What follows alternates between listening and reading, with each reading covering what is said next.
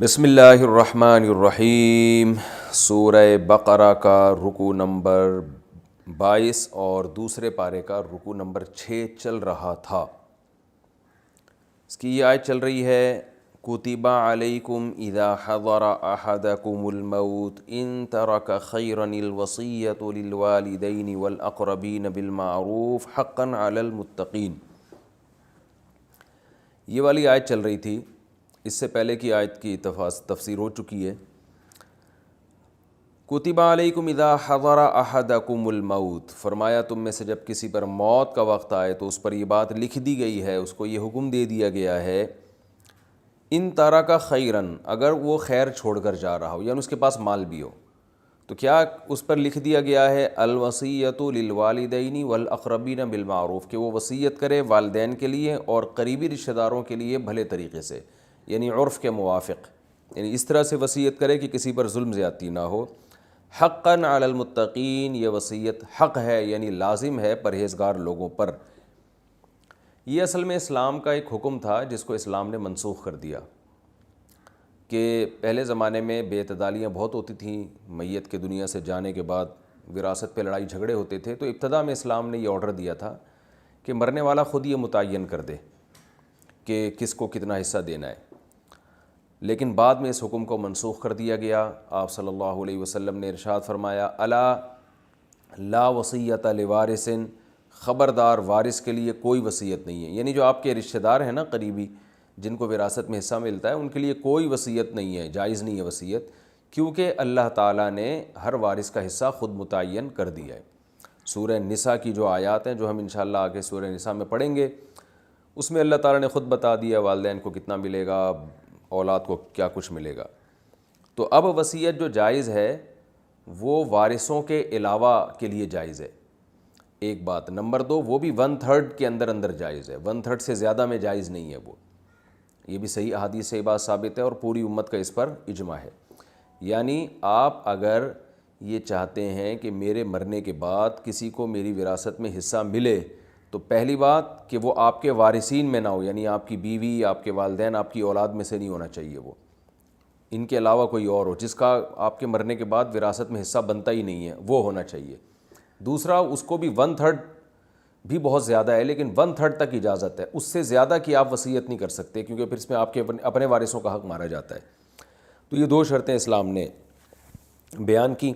بہرحال یہ ابتدائی حکم تھا کہ فرمایا کہ تم میں جب کسی کی موت کا وقت ہو، اگر پیسہ ہو تو اسے چاہیے اپنے والدین اور رشتہ داروں کے لیے وصیت کرے وہ۔ فَمَن بَدَّلَهُ بَعْدَ مَا سَمِعَهُ، پس جو شخص اس وصیت کو تبدیل کر دے گا سننے کے بعد، یعنی کسی نے میت کو دیکھا کہ وہ اس نے وصیت کی ہے کہ فلاں فلاں فلاں فلاں کو دے دینا، اور آپ نے سنی بھی اور بعد میں آپ نے اس کو تبدیل کر دیا، تو ظاہر ہے مرنے والا تو دنیا سے چلا گیا، اللہ فرماتے ہیں اس کو گناہ نہیں ہوگا، لیکن جو اس کو سننے کے بعد اس میں تبدیلی کرے گا اپنی طرف سے فَإِنَّمَا إِثْمُهُ عَلَى الَّذِينَ يُبَدِّلُونَ، تو اس کا گناہ انہی لوگوں پر ہوگا جو اس میں تبدیلی کرتے ہیں۔ ان اللہ سمیع علیم، اللہ سننے والا اور جاننے والا ہے۔ فمن خاف من موص جنفا، ہاں جس شخص کو یہ خوف ہو وصیت کرنے والے کی طرف سے جنفن، کہ اس سے غلطی ہوئی ہے، جنف کہتے ہیں حق سے میلان یعنی حق سے ہٹنا، او اثمن، یا اس نے گناہ کیا ہے۔ جنف اور اثم میں فرق یہ ہوگا کہ جنف کہیں گے کیونکہ جنف کو اسم کے مقابلے میں ذکر کیا ہے نا، تو اسم کہتے ہیں گناہ یعنی جان کر غلطی، تو اب جنف کا ترجمہ یہاں پر یہ ہوگا کہ غلطی سے غلطی، یعنی جان کر غلطی نہیں کی، اس کو پتہ ہی نہیں تھا مسائل کا، اس نے ایسی وصیت کر دی جو شریعت کے خلاف ہے یا اس میں کسی کے ساتھ زیادتی ہو رہی ہے، تو ایسی صورت میں فَأَصْلَحَ بَيْنَهُمْ، اگر جس کو یہ خوف ہے کہ وصیت کرنے والے نے غلطی کی ہے تو بعد میں کسی نے ان کے درمیان اصلاح کر دی، یعنی اس وصیت میں ایسی چینجنگ کر دی جس سے ورثہ میں کسی پر ظلم ہو رہا تھا تو وہ ظلم ختم ہو گیا، فلا اثم علیہ، تو ایسی چینجنگ کی اجازت ہے، اس میں کوئی گناہ نہیں ہے۔ ان اللہ غفور رحیم، اللہ غفور رحیم ہے۔ اب دیکھیں اس آیت میں جو اصل حکم تھا وہ تو بہرحال منسوخ ہو گیا ہے کیونکہ اللہ نے وارثوں کے حصے متعین کر دیے، لیکن اس آیت کا اتنا حصہ باقی ہے کہ 1/3 کے اندر وصیت کرنا جائز ہے، تو لہذا اس میں اللہ نے تاکید کی ہے کہ جو مرنے والا وصیت کرتا ہے تو اس کی وصیت کے مطابق اس کے مال کو تقسیم کرنا واجب ہے، یعنی 1/3 کی بات ہو رہی ہے، کیونکہ 1/3 کے علاوہ میں تو یہ آیت منسوخ ہو چکی ہے. 1/3 کی حد تک اس آیت پر عمل جائز ہے، لیکن وہ بھی والدین کے لیے نہیں بلکہ وارثوں کے علاوہ کسی اور کے لیے. تو اب اس میں مسئلہ یہ ہے کہ جو بھی اس قسم کی وصیت کرے گا، اگر اس نے بعد میں کسی نے تبدیل کر دی تو یہ گنہگار ہوگا. تو اس لیے یاد رکھیں جو بھی وصیت کرتا ہے تو اس میں تبدیلی کی آپ کو اجازت نہیں ہے. لیکن اللہ نے 2 صورتوں میں اجازت دے دی کہ وصیت کرنے والے سے غلطی ہو گئی ہو یا جان کر اس نے ظلم کیا ہو کسی وارث پر، تو آپ چینجنگ کر سکتے ہیں. تو آج کے یعنی غلطی سے غلطی کیسے ہو سکتی ہے، اس کو مسائل کا علم نہیں تھا. جیسے آج بہت سے لوگ دنیا سے جاتے ہیں اور وہ کیا کر دیتے ہیں کہ جی میری بیٹی کو اس میں سے اتنا دے دینا، حالانکہ بیٹی کو نہیں دے سکتے. بیٹی کا تو جو حق اللہ نے متعین کیا وہ دے سکتے ہیں. یا اس نے کہا جی میری بیوی کا یہ سارا مکان میرے مرنے کے بعد میری بیوی کے حوالے کر دینا، بس اسی کا ہو گیا. تو یہ بھی غلط ہے. اس کا تو جو حصہ بنتا ہے اللہ نے متعین کر دیا. یا یہ کہہ دیا میرے فلاں بیٹے کو یہ سب کچھ، اتنے پیسے میرے بیٹے کو دے دینا، تو یہ بھی ناجائز ہے. تو ایسا کوئی ناجائز کام کسی نے کیا ہو، جان کر کیا ہو یا غلطی سے کیا ہو، تو پھر اس کو تبدیل کیا جائے گا. اور اصلح بینہم، اس طرح سے تبدیل کیا جائے گا کہ اصلاح کا اس میں پہلو نکلتا ہو، کسی پر ظلم اور زیادتی نہ ہوتی ہو. تو یہ تو اس رکوع کی تفسیر تھی جو میں نے بیان کی. اس رکوع میں ہمیں اسباق کیا ملتے ہیں؟ پہلا سبق تو بہت امپورٹنٹ سبق ہے. وہ کیا ہے؟ لیس البر ان تولوا وجوہکم قبل المشرق والمغرب. اسلام چند رسومات کا نام نہیں ہے. آج ہم دیکھتے ہیں بہت سے لوگوں نے چند رسومات پر اسلام کا لیبل لگا دیا ہے، بلکہ اسلام نام ہے اپنی عملی زندگی میں اپنے عقیدے کو درست کرنا اور اپنے اعمال کو درست کرنا. عقیدے میں کیا ہے؟ اللہ پر ایمان، آخرت پر ایمان، فرشتوں پر ایمان، اللہ کی آسمانی کتابوں پر ایمان، پیغمبروں پر ایمان. یعنی صرف عمل کو فوکس نہیں کرنا، پہلے نظریے کو فوکس کرنا ہے. دوسری بات یہ، پھر اس میں اللہ تعالیٰ نے حکم دیا ہے کہ اعمال میں اللہ کے حقوق اور اللہ کے بندوں کے حقوق. تو یہاں اللہ نے اپنے بندوں کے حقوق کو پہلے ذکر کر دیا اور اس میں پیسہ خرچ کرنا، کیونکہ بندوں کے حقوق زبانی تلافی تو لوگ ادا کرنے کے لیے تیار ہوتے ہیں. جیسے میں اکثر غیر مسلموں کی مثال دیتا ہوں نا کہ تھینک یو سے بات شروع کرتے ہیں، تھینک یو پہ ختم کرتے ہیں، مسکرا کے بات کرتے ہیں، پیسہ نہیں خرچ کرنے کے لیے تیار ہوتے.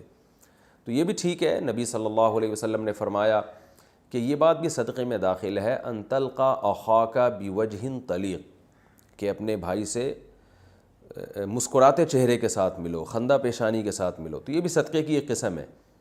لیکن صرف اتنا کافی نہیں ہے. اسلام نے جو ہمیں نظام دیا ہے نا، اس نظام میں آپ پر مالی ذمہ داریاں بہت ساری ڈالی ہیں اسلام نے. آپ کو اپنے والدین کو بھی کھلانا ہے، بیوی بچوں کو بھی کھلانا ہے، اگر بہن بھائیوں میں کوئی غریب ہے اس پہ بھی خرچ کرنا ہے، پڑوسیوں کا بھی خیال کرنا ہے، اپنی قوم اور ملک و ملت کا بھی خیال کرنا ہے.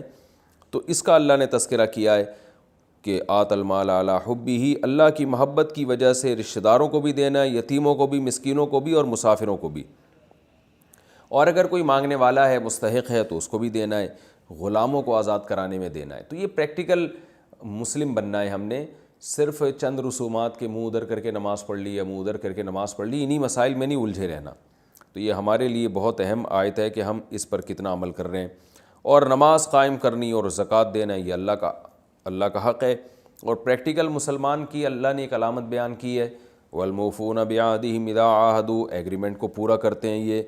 اور ایک اہم ترین یعنی حکم جس کو آج لوگ فالو نہیں کر رہے، وہ یہ ہے کہ جب کوئی ٹینشن والا کام ہو، یعنی کوئی ٹینشن پہنچے اللہ کی طرف سے، کوئی مشکل پہنچے، تو صبر کرنا ہے، واویلا نہیں کرنا. آج نوحہ کرنے کو اور اس طرح کے جو رونے پیٹنے کو اور ماتم کرنے کو عبادت سمجھا جانے لگا ہے. صحیح بخاری صحیح مسلم کی حدیث ہے، آپ صلی اللہ علیہ وسلم نے میت پر رونے اور پیٹنے والی عورتوں پہ لعنت فرمائی. عورتوں کا ذکر اس لیے کہ عام طور پہ وہ زیادہ روتی پیٹتی ہیں. تو ہم نے دیکھا ہے اپنے بزرگوں کے گھروں میں کہیں میت ہوئی ہے تو گھر میں یعنی کمرے سے باہر خواتین کی آواز نہیں نکلتی. لیکن ہم نے ایسے بھی دیکھے ہیں کہ وہ گلی محلے میں چیخو پکار ہو رہی ہوتی ہے. تو آپ صلی اللہ علیہ وسلم نے گریبان چاک کرنے والی پر اور میت میں چیخ و پکار کر کے رونے پیٹنے والی عورتوں پہ لعنت فرمائی ہے. ایک صحابیہ کا مشہور واقعہ ہے کہ ان کے بچے کا انتقال ہو گیا، تو وہ قبر پہ کھڑی ہوئی بہت زیادہ رو رہی ہیں، جزا فضا کر رہی ہیں اپنے بچے کی قبر پہ. آپ صلی اللہ علیہ وسلم گزرے ان خاتون کو نہیں پتہ تھا کہ نبی صلی اللہ علیہ وسلم ہے، تو آپ نے ان کو فرمایا کہ صبر کرو، صبر. تو وہ کہنے لگی میں آپ مجھے صبر کی تلقین کرتے ہو، آپ کو وہ مصیبت گزری نہیں ہے جو مجھ پہ گزری ہے. یعنی وہ بتانا چاہ رہی تھیں کہ اگر آپ پر وہ پریشانی آتی ہے نا جو مجھ پر آئی ہے تو آپ مجھے صبر کی تلقین نہیں کرتے، میں بہت غمزدہ ہوں. آپ صلی اللہ علیہ وسلم یہ کہہ کے چلے گئے. ان کی یہ بات سن کے کسی نے بتایا کہ یہ تو اللہ کے نبی صلی اللہ علیہ وسلم تھے جو تمہیں نصیحت کر رہے تھے. وہ فوراً گھبرائی ہوئی آئیں آپ صلی اللہ علیہ وسلم کے پاس اور عرض کیا یا رسول اللہ میں اب صبر کروں گی. تو آپ نے فرمایا انما الصبر عند الصدمۃ الاولی، صبر اس وقت کیا جاتا ہے جب صدمہ پہنچے. یعنی کچھ دنوں بعد تو صبر آ ہی جاتا ہے سب کو. تو اسلام میں صبر ہے، چیخ و پکار نہیں ہے، رونا پیٹنا نہیں ہے، ہر ایک کے سامنے اپنے دکھڑے سنانا. آج دیکھیں نا لوگوں کو کیا ہے، شکر کی بات ہی زبان پہ نہیں آتی ہے. ٹھیک ہے غم میں انسان کے آنسو بھی نکلتے ہیں، تھوڑا بہت آواز بھی نکل آتی ہے اس کی، لیکن جو بے صبری آج ہو رہی ہے اور ٹینشن اور ڈپریشن اور اسٹریس میں جا رہے ہیں لوگ، ڈپریشن کے مریض بن رہے ہیں. آپ دیکھیں یہ ڈپریشن کی گولیوں کی جو ڈپریشن کے جو علاج ہے نا، ڈپریشن کے مریض یہ بڑھتے جا رہے ہیں، ان کی گولیاں بہت زیادہ میڈیکل اسٹوروں پہ بک رہی ہیں. تو اس کی وجہ یہی ہے کہ مسلمان اللہ اس کے رسول صلی اللہ علیہ وسلم کے حکام پر عمل نہیں کرتا. اور پھر اللہ نے میدان جنگ میں ڈٹنے کی بھی ترغیب دی ہے، کیونکہ اسلام کے دفاع کے لیے قوت اور طاقت اور لڑائی ضروری ہے. آپ کو دنیا میں آرام سے نہیں پنپنے دیا جائے گا. تو اس لیے اللہ نے ان لوگوں کو جو اللہ کے لیے لڑتے ہیں ان کی بھی فضیلت بیان کی کہ جب وہ ان کا آخرت پر ایمان ہوتا ہے تو میدان جنگ میں وہ ڈٹتے ہیں، لڑتے ہیں، پیٹ پھیر کے نہیں بھاگتے. تو یہ سارے ایک پریکٹیکل مسلم کی علامتیں ہیں. اللہ نے فرمایا اولئک الذین صدقوا، یہ وہ لوگ ہیں جو ایمان کے دعوے میں اور نیکی کے دعوے میں سچے ہیں. اسی میں جو علمی نقطہ جس کی تفسیر میں بیان کر چکا ہوں، اسلام کا نظام ہے قصاص، برابری. دنیا میں اس قانون کو فالو نہیں کیا جاتا.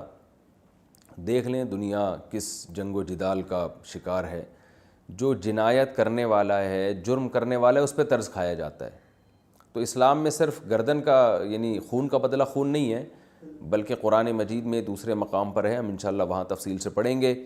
وَكَتَبْنَا عَلَيْهِمْ فِيهَا أَنَّ النَّفْسَ بِالنَّفْسِ وَالْعَيْنَ بِالْعَيْنِ وَالْأَنْفَ بِالْأَنْفِ وَالْأُذُنَ بِالْأُذُنِ وَالسِّنَّ بِالسِّنِّ وَالْجُرُوحَ قِصَاص. قرآن کہتا ہے کہ آنکھ کے بدلے آنکھ، کان کے بدلے کان، ناک کے بدلے ناک، دانت کے بدلے دانت. کسی نے کسی کی آنکھ پھوڑ دی تو جس کی آنکھ پھوڑی ہے اس کو یہ رائٹ ہے، اسلام نے حق دیا ہے کہ وہ بھی اس کی آنکھ پھوڑ سکتا ہے جس نے آپ کے ساتھ یہ زیادتی کی ہے. کسی نے آپ کا دانت توڑ دیا تو آپ کو یہ حق حاصل ہے کہ آپ بھی اس کا دانت توڑ سکتے ہو. تو یہ قصاص کا نظام ہے اسلام کا.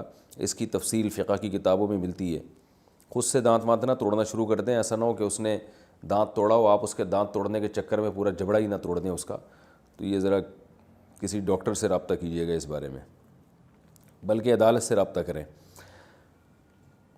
اور اللہ نے ایک حکمت بیان کی ہے یہاں. ایک علمی نقطے کی بات یہ بھی پتہ چلتی ہے کہ اللہ نے فرمایا جب تم قاتل کو اگر معاف کر دیتے ہو اور دیت اس پہ لاگو کرتے ہو تو اب زیادتی نہیں کرنی ہے اس کے ساتھ، کیونکہ ایک دفعہ جب معاف کر دیا تو اب بار بار اس کو تانے دینے کی اجازت نہیں ہے. فاتباع بالمعروف، اب تمہارا کام ہے تمیز سے اس سے دیت کا مطالبہ کرنا. تو یہ اصول ہر جگہ لاگو ہوتا ہے کہ کسی سے کوئی بھی جرم ہوا ہو، جب آپ نے ایک مرتبہ اس کے جرم کو معاف کر دیا تو اب بار بار اسے اس جرم پہ عار نہ دلائیں، اسے جو ہے نا وہ طیش نہ دلائیں اس پہ، یا تو معاف نہ کرتے. جب کر دیا ہے تو پھر جو طے ہوا ہے نا اب اسی کے اندر رہنے کی کوشش کریں آپ.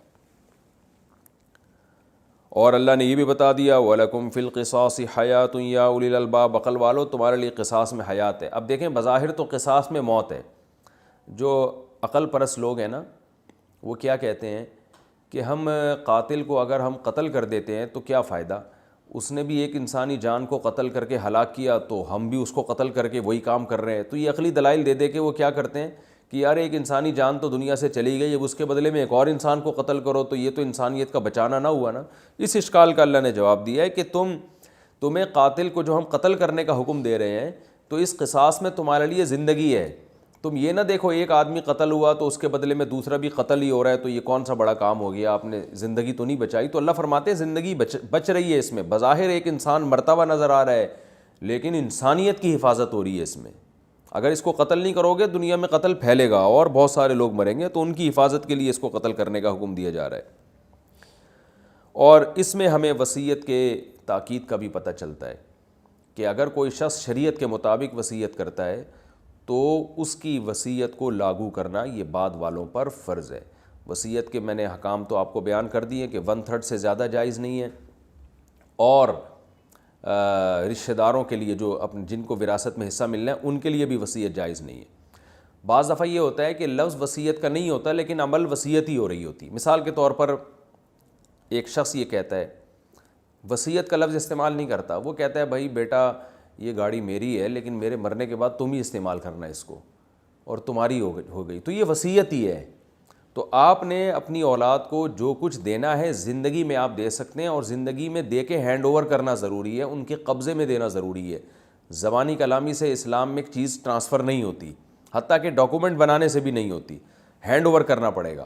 مکان اگر آپ اپنی اولاد کو زندگی میں دینا چاہتے ہیں تو مکان ان کے قبضے میں دینا پڑے گا۔ مثال کے طور پر باپ چاہتا ہے کہ میں اپنے بیٹے کو یہ فلیٹ دے دوں، تو فلیٹ میں یہ ہوگا یا مکان دے دوں، تو باپ کو چاہیے کہ وہ سارا سامان گھر سے نکالے اور اس میں بیٹا اپنا سامان ڈالے، اور باپ خود بھی تھوڑی دیر کے لیے گھر سے نکل جائے۔ تو جب بیٹے کا سامان اس گھر میں آئے گا تو یوں سمجھا جائے گا کہ بیٹے کا اس مکان پہ قبضہ ہو گیا ہے، کیونکہ مکان قبضے میں ایسے نہیں لیا جاتا کہ مٹھی میں آپ کسی کے مکان کو رکھ لیں، بلکہ مکان کا قبضہ اسی طرح سے ہوتا ہے کہ جس کا سامان ہوتا ہے اسی کا قبضہ سمجھا جاتا ہے۔ تو اس لیے ہم لوگوں کو بتاتے ہیں کہ آپ اپنے بیٹے کو، اپنی اولاد کو کوئی گفٹ دینا چاہتے ہیں مکان کی صورت میں، تو پھر آپ کو اپنا سامان گھر سے باہر نکالنا پڑے گا، پھر بے شک دوبارہ ڈال دیں، بعد میں ایک دفعہ قبضہ دینا پڑے گا۔ اور اگر آپ اس ٹینشن سے بچنا چاہتے ہیں تو سامان سمیت مکان ہبہ کریں آپ، یعنی آپ اپنے بیٹے سے کہیں یا بیٹی سے کہیں جس کو بھی دے رہے ہیں کہ بھائی یہ جو گھر میں جتنا سامان ہے اس سامان سمیت یہ گھر تمہارا ہو گیا، اور پھر باپ تھوڑی دیر کے لیے گھر سے باہر چلا جائے تو بیٹا گھر میں آ جائے گا تو اس کا قبضہ سمجھا جائے گا، پھر بے شک باپ دوبارہ گھر میں آ جائے۔ تو یہ آپ کو تکلف کرنا پڑے گا، کیونکہ قبضے کے بغیر ملکیت تمام نہیں ہوتی، یعنی خرید و فروخت میں نہیں، ہبہ میں، گفٹ میں۔ اس کی مثال ایسے کہ میں آپ سے کہتا ہوں کہ یہ جو پگڑی میں نے پہنی ہوئی ہے، کسی سے بھی کہتا ہوں یہ میں نے آپ کو گفٹ دے دی، تو وہ نہیں ہوگی جب تک میں اٹھا کے آپ کے ہاتھ میں نہیں پکڑاؤں گا۔ تو اسی طرح گھر کا قبضہ سمجھا جاتا ہے، جس کا سامان گھر میں پڑا ہوتا ہے وہ قابض سمجھا جاتا ہے۔ تبھی تو آپ دیکھیں نا کرایہ داروں کے پھڈے ہو رہے ہوتے ہیں، یار مکان خالی کرو، تو مکان خالی کا مطلب ہمارے قبضے میں دو، اور قبضے میں کیسے؟ اپنا سامان یہاں سے باہر نکالو۔ تو یہ تکلف کرنا پڑے گا۔ رہا یہ مسئلہ کہ اولاد کو زندگی میں کوئی چیز گفٹ میں دینا جائز ہے یا نہیں، تو اس کا مسئلہ یہ ہے کہ آپ جب اپنی اولاد کو زندگی میں کچھ بھی دیں گے تو شریعت میں اولاد میں برابری کا حکم ہے، اور اس میں بیٹے اور بیٹی میں آپ فرق نہیں کر سکتے۔ مرنے کے بعد تو اللہ نے فرق کیا ہے کہ بیٹے کو دگنا ملے گا، بیٹی کو آدھا ملے گا، لیکن زندگی میں آپ کو یہ فرق کی اجازت نہیں ہے۔ زندگی میں جو صحیح حدیث ہے نعمان ابن بشیر رضی اللہ تعالی عنہ کی، کہ رسول اللہ صلی اللہ علیہ وسلم نے ان کو حکم دیا اولاد میں برابری کا، تو اس میں بیٹے بیٹیاں برابر ہیں۔ اب آپ یہ نہیں ہو سکتا کہ بیٹے کو ناشتے میں 2 روٹیاں کھلائیں اور بیٹی کو 1 روٹی، ایسا تھوڑی ہو سکتا ہے۔ تو ایسے ہی بیٹے کو آپ جیب خرچی 20 روپے دے رہے ہیں، بیٹی کو 10 روپے دے رہے ہیں، یہ نہیں ہوتا۔ تو گفٹ میں بیٹے اور بیٹی میں برابری کا حکم ہے۔ تو لہذا اصل حکم تو یہی ہے کہ آپ بیٹے کو جتنا 1 لاکھ بیٹے کو دے رہے ہیں تو بیٹی کو بھی 1 لاکھ دیں۔ یہ نہیں ہو سکتا کہ بیٹے کو دیا بیٹی کو بالکل ہی نہ دیا یا آدھا دیا، یہ شریعت میں بالکل سخت مکروہ ہے، اور آپ صلی اللہ علیہ وسلم نے اس کو ظلم قرار دیا ہے۔ تو ہاں، اس بیس پہ اضافہ آپ کر سکتے ہیں کہ ایک خدمت گزار زیادہ ہے، چاہے بیٹا ہو یا بیٹی، تو خدمت گزاری کی بیس پر ایک کو آپ نے زیادہ دے دیا، یہ ٹھیک ہے۔ یا ایک نیک زیادہ ہے، اس بیس پہ آپ نے ایک کو زیادہ دے دیا، چاہے وہ بیٹا ہو یا بیٹی۔ یا ایک کو ضرورت زیادہ ہے، جیسے بیٹا غریب ہے بیٹی مالدار ہے، تو آپ نے اس بیس پہ بیٹے کو زیادہ دے دیا۔ یا بیٹی غریب ہے بیٹا مالدار ہے، تو آپ نے کہا کہ چلو بیٹا تو اپنے پاؤں پہ کھڑا ہے، میں بیٹی کو دے دیتا ہوں۔ یہ سب زندگی میں دینے کی بات ہو رہی ہے، مرنے کے بعد تو وہ طے شدہ ہے، وہ تو پھر اس میں تبدیلی نہیں ہو سکتی۔ تو اس بیس پہ کمی بیشی ہو سکتی ہے، دینداری کی بنیاد پہ، خدمت کی بنیاد پہ، اور تیسری چیز ہے ضرورت کی بنیاد پہ۔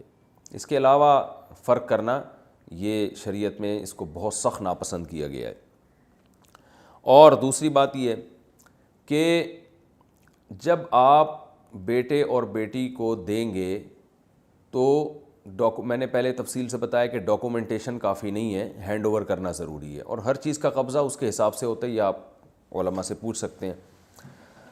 اچھا، اس میں یہ ہوتا ہے کہ بعض دفعہ لوگ بیٹی کو جہیز دے دیتے ہیں اور کہتے ہیں وراثت میں حصہ ختم، تو یہ بھی ٹھیک نہیں ہے۔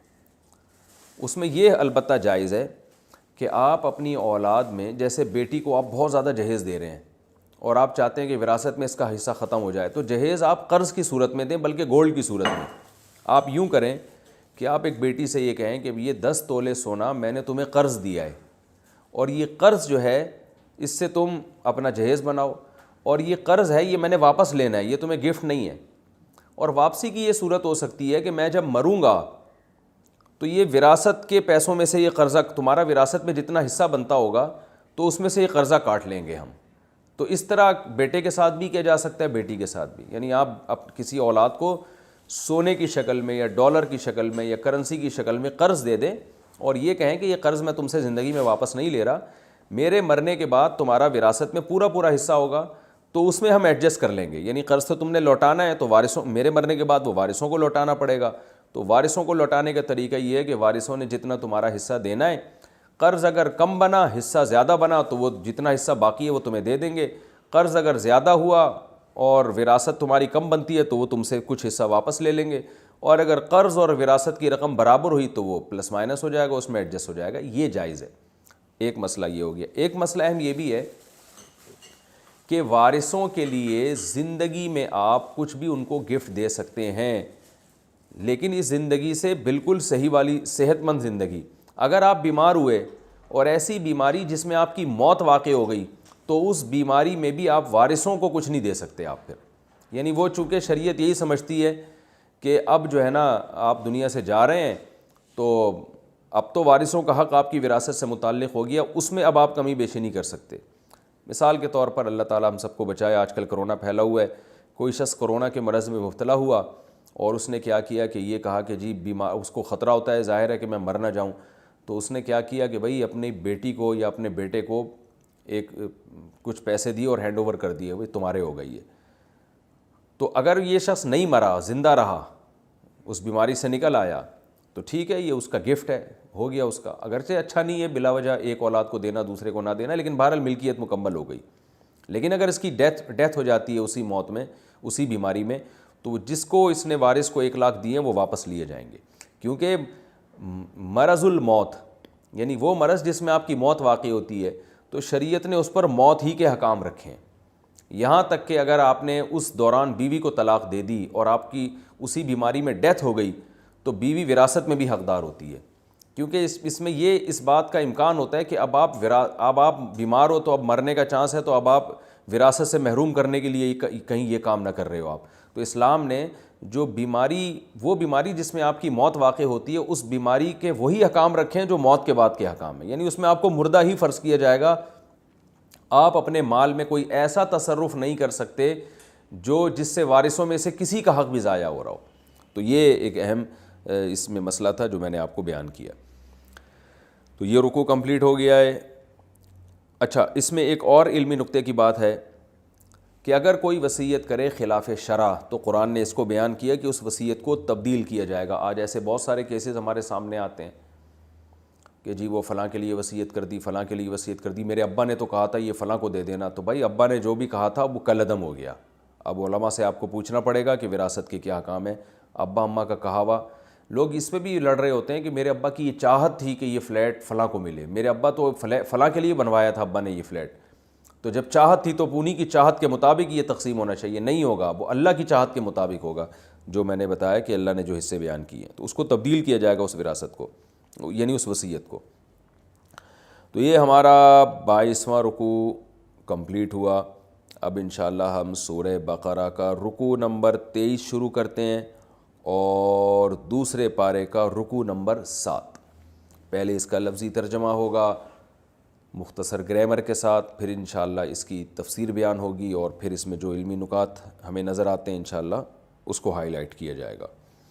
یا ایھا الذین آمنوا، اے لوگو جو ایمان لائے ہو، کتب علیکم الصیام، کتب علیکم الصیام، تم پر روزے فرض کیے گئے ہیں، صوم کی جمع آتی ہے صیام۔ کما کتب علی الذین من قبلکم، جیسے کہ فرض کیے گئے تھے ان لوگوں پر من قبلکم جو تم سے پہلے تھے، لعلکم تتقون، تاکہ تم متقی بن جاؤ، تاکہ تمہارے اندر تقوی پیدا ہو جائے۔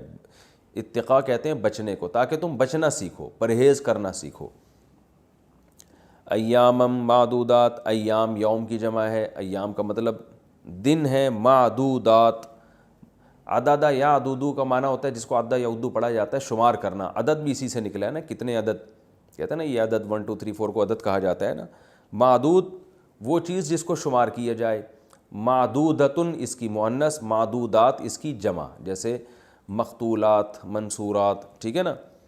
تو ایامن معدودات یہ چند گنے چنے دن ہیں، یعنی ہمیشہ کے لیے حکم نہیں دیا جا رہا کہ روزہ ہی رکھتے رہو، چند گنے چنے دن ہیں۔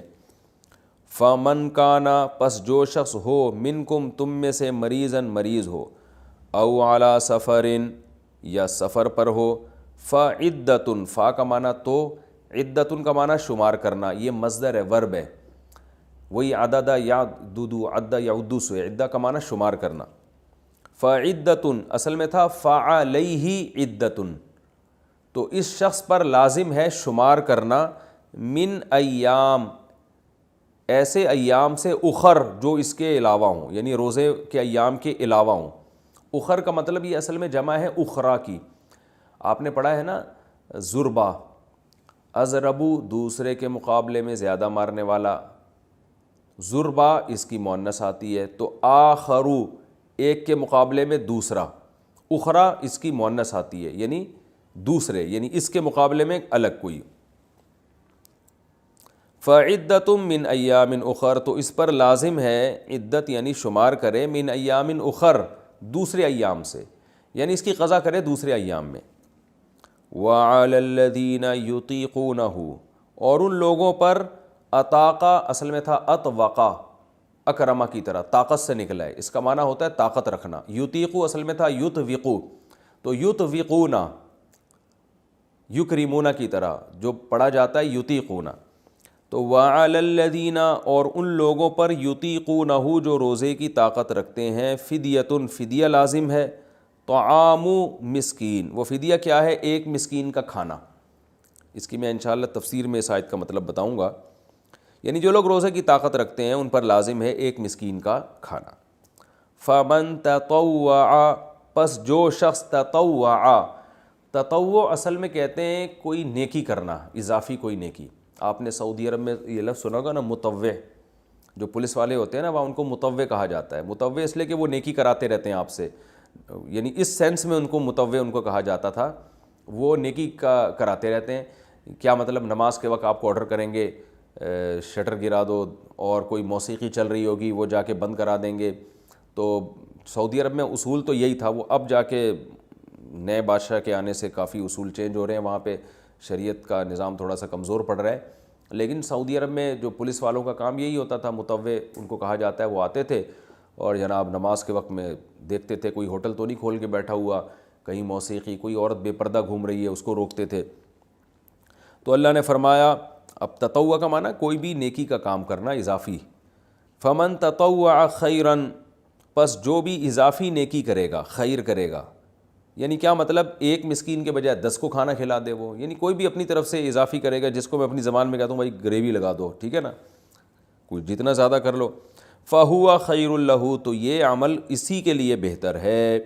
وَأَن، اور یہ بات، تصوموا کہ تم روزہ رکھو، خیر لکم تمہارے لیے بہتر ہے، ان کنتم تعلمون اگر تم جانتے ہو۔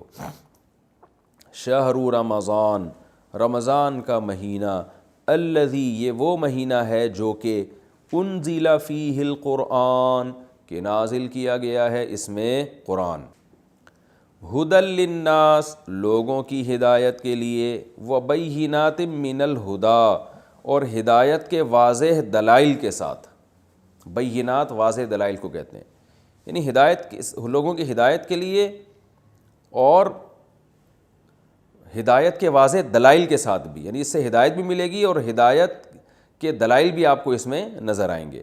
والفرقان، اور یہ فرقان بن کے نازل ہوا ہے۔ فرقان فارق کی جمع ہے، فرق سے نکلا ہے۔ فرق کہتے ہیں ڈفرینس یعنی حق اور باطل میں ڈفرینس کر دینا, تمیز کر دینا.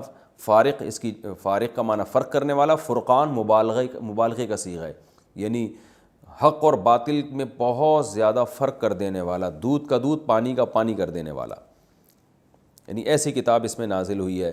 فمن, پس جو شخص, شہیدہ, حاضر ہوگا. شہیدہ یشہدو, شہادتن کا معنی ہوتا ہے حاضر ہونا.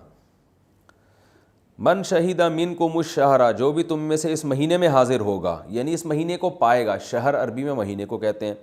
فلیصم, اصل میں تھا فلیصمہ, فا کا معنی تو لیصم اصل میں تھا لیصوم. آپ نے کو یاد ہوگا, میں نے گرامر میں پڑھایا تھا آپ کو, لیضرب. لیضرب کا معنی کیا, چاہیے کہ وہ مارے, یہ تھا نا. تو اصل میں تھا صوم یصوم, اس کا معنی ہوتا ہے روزہ رکھنا. تو یہ بن گیا لیصوم, اسے چاہیے کہ روزہ رکھے. پڑھا جاتا ہے اس کو لیصوم کو, کیونکہ واو حروف علت میں سے گڑبڑی حروف ہے, تو لیصم پڑھا جاتا ہے. تو فلیصم کو پڑھا جا رہا ہے فلیصم, یعنی لام کے جو زیر ہے اس کو سائلنٹ کر دیتے ہیں. فلیصم, فلیصم پڑھا جاتا ہے. فلیصم ہو, تو جو بھی اس مہینے کو پائے اسے چاہیے کہ ہو اس مہینے کا روزہ رکھے وہ, یعنی فلیصم ہو سے مراد ہے یہ پروناؤن ہے جو رمضان کی طرف یہ پروناؤن ضمیر لوٹ رہی ہے. تو مطلب یہ ہے کہ جو بھی اس مہینے کو پائے گا اسے چاہیے کہ وہ روزہ رکھے.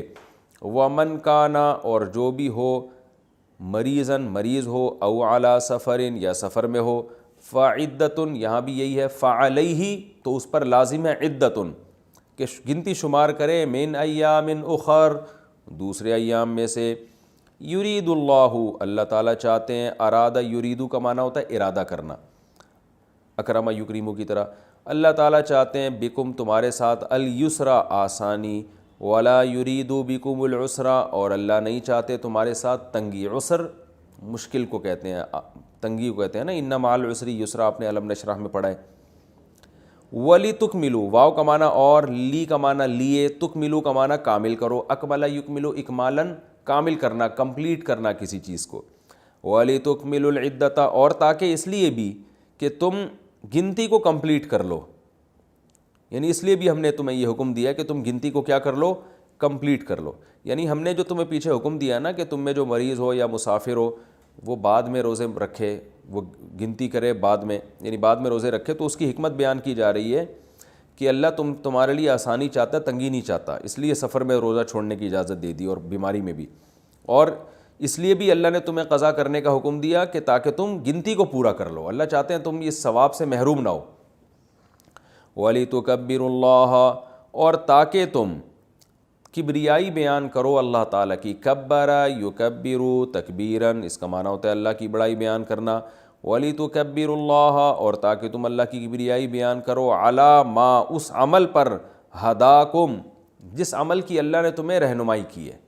ہدایا یہدیو, ہدایت دینا ہے, رہنمائی کرنا, گائیڈنس کو کہتے ہیں. اللہ نے تمہیں جو گائیڈ کیا ہے اس گائیڈنس پہ تم اللہ کی کبریائی بیان کرو. وَلَعَلَّكُمْ تَشْكُرُونَ, اور تاکہ تم اللہ کا شکر ادا کرو.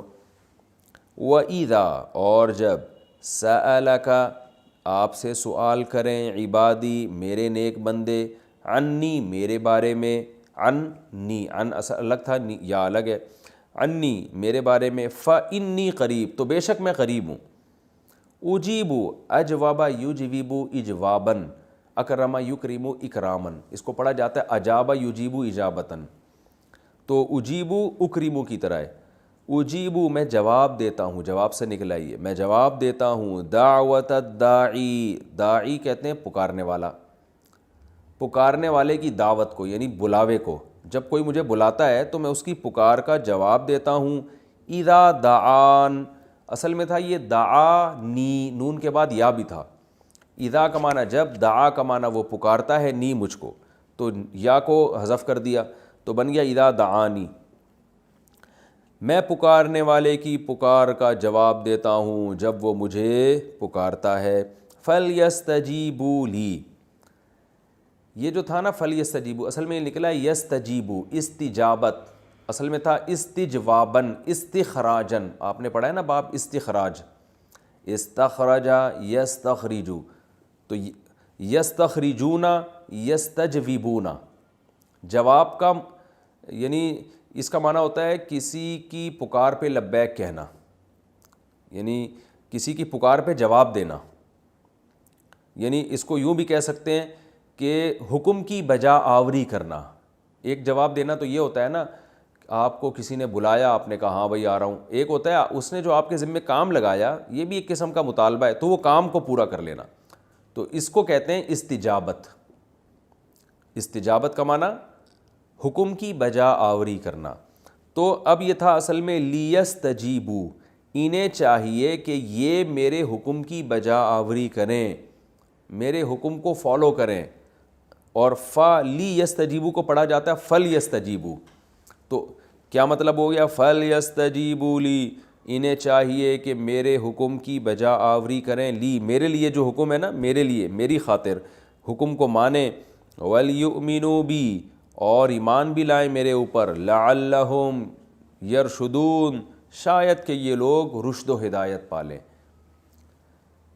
احل لکم، احلل یحلل احلالا، اس کا معنی ہوتا ہے حلال کرنا، اس کو پڑھا جاتا ہے احل یحل احلالا، یعنی لام میں جو ہے نا ادغام ہو جاتا ہے۔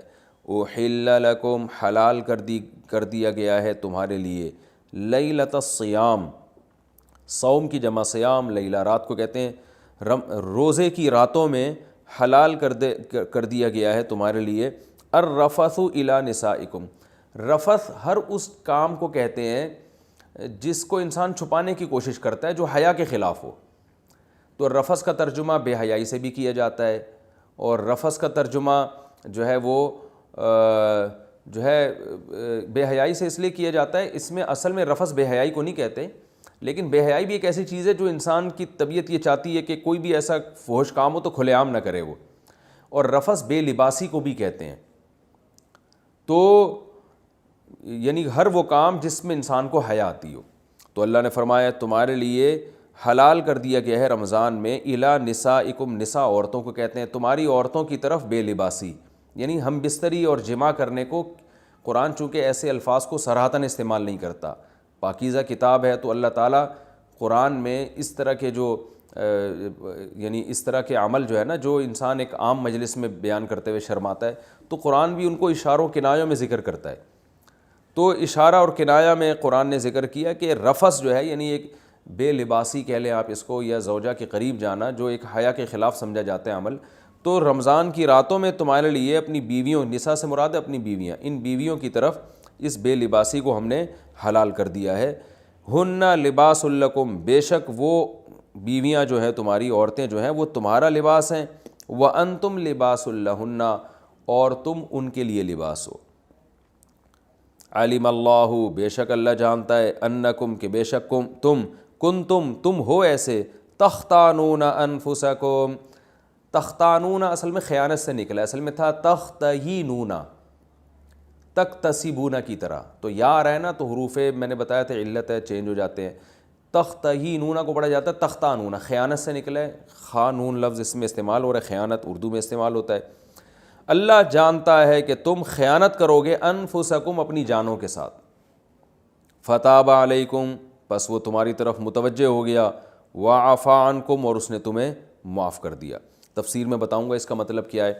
فالآن، الآن کہتے ہیں ابھی، ناؤ کہتے ہیں نا اس وقت، فالآن اصل میں تھا تو پڑھا جاتا ہے فالآن، فالآن، پس اب تم، باشروہن، ان سے مباشرت کر سکتے ہو، باشرہ یباشرو مباشرتاً، یہ بشرا سے نکلا ہے، بشرا اسکن کو کہتے ہیں، کھال کو کہتے ہیں، تو یہاں بھی قرآن نے جو میاں بیوی کا ایک کانٹیکٹ ہوتا ہے، تعلق ہوتا ہے، جو فزیکل ریلیشن ہوتا ہے، اس کو مباشرت سے تعبیر کی، یہ بھی کنایا، تو کھال سے نا، تو فالآن باشروہن، پس تم ان سے ہم بستری کر سکتے ہو، وابتغوا، اور تلاش کرو، بغا یبغی کا معنی تلاش کرنا، ابتغاء باب افتعال سے، اس کا معنی بھی تلاش کرنا، تو ابتغاء آرڈر کا صیغہ ہے، ابتغیو تھا اکتسبو کی طرح، وابتغوا، اور تلاش کرو، ما، اس چیز کو، کتب اللہ لکم، جو اللہ نے تمہارے لیے لکھ دیا، یعنی اس اولاد کو، تو زوجہ کے قریب جاؤ، یعنی تمہیں جانے کی اجازت ہے رمضان کی راتوں میں بھی، لیکن جب قریب جاؤ تو تلاش کرو اس اولاد کو جو اللہ نے تمہارے لیے